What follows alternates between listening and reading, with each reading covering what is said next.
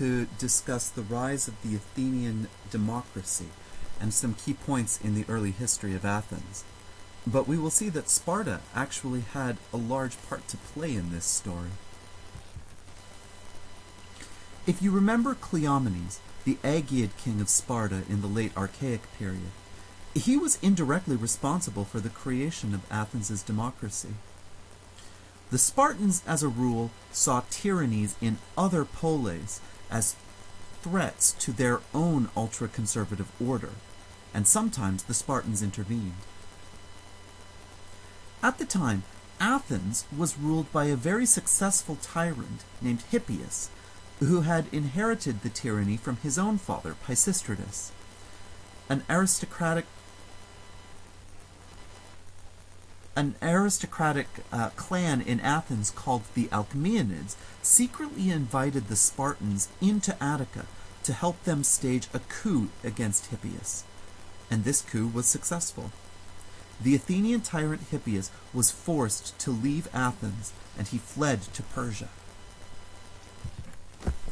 Now, it gets even more complicated. The Athenian Alcmaeonid family had invited the Spartans to help them, but they were not alone in ambition for power in Athens. Another Athenian aristocrat, named Isagoras, started a bitter feud with the head of the Alcmaeonid clan, Cleisthenes. The Spartans favored Isagoras, and so they pressured Cleisthenes to go into exile. Isagoras began his own tyranny in Athens in all but name. At this time there was an assembly in Athens, but like in Sparta, it had property requirements to vote. The agenda for the assembly was set by a committee of citizens called the Boulé. Isagoras attempted to abolish the Boulé so he could have more direct say in policy, and the city rose up against him and sent him, Isagoras, into exile. Cleisthenes was then welcomed back. Isagoras asked for Cleomenes' help in Sparta, but Cleomenes' co-king, the Eurypontid Demaratus, tried to stop it.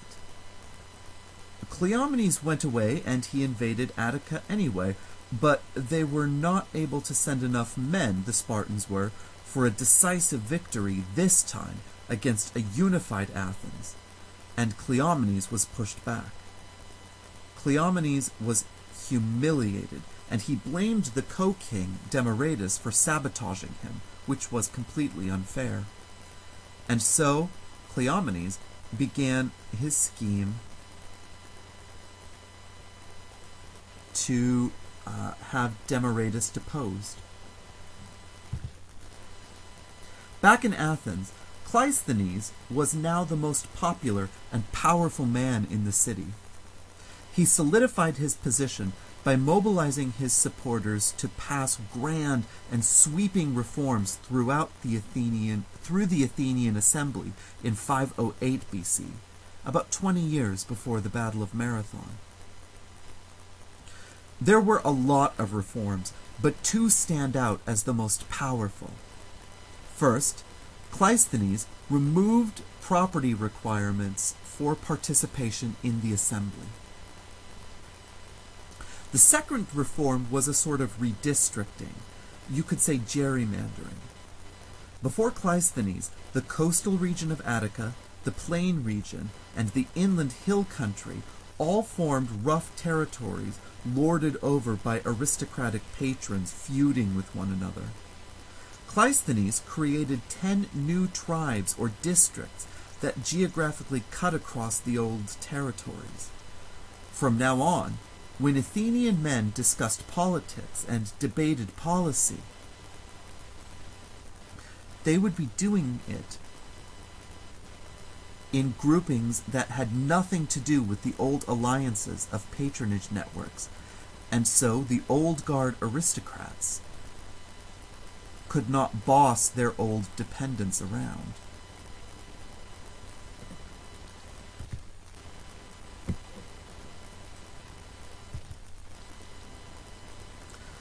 There was so much about this new system that was different from anything that the Greeks had done before that a new word was coined to name it.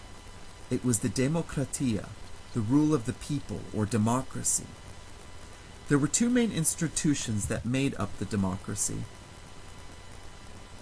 the boule and the new democratic assembly, or ecclesia. The boule, which was the democracy's steering committee, was made up of 500 citizens. Each of the 10 new tribes would hold a lottery every year and draft 50 adult men every year to live in Athens at state expense and serve on the boule to debate policy decisions and set the legislative agenda for the assembly. So you could say that the boule was sort of like the assembly's steering committee. The real power in Athens, though, lay with the assembly of all male citizens, even those who owned no property. The assembly required a quorum of 3,000 men to attend, and when a proposal of the boule was read, any male citizen could offer debate. Once debate was finished, the presiding officer of the boule would call for a vote, and the assembly would vote by a raise of hands. If a motion received more than half the votes of the citizens in attendance, it became a law.